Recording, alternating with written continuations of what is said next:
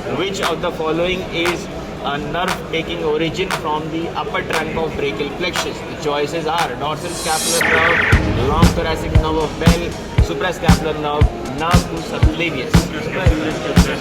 So the answer will be suprascapular nerve. So now at this point, remember that nerve to subclavius occasionally takes origin from the roots of C5, C6.